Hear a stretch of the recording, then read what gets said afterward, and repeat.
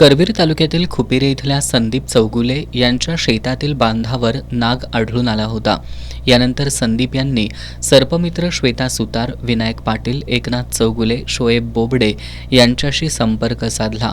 सर्पमित्रांनी पाहणी केल्यानंतर नागाजवळ त्याची 14 अंडी निदर्शनास आली. याबाबतची माहिती वनविभागाला देण्यात आली.